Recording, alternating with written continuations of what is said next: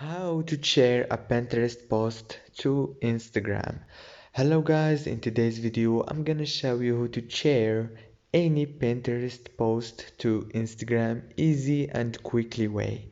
So let's go. First thing, we go to Pinterest, and after that we choose any post here. Let's just choose this Billie Eilish post.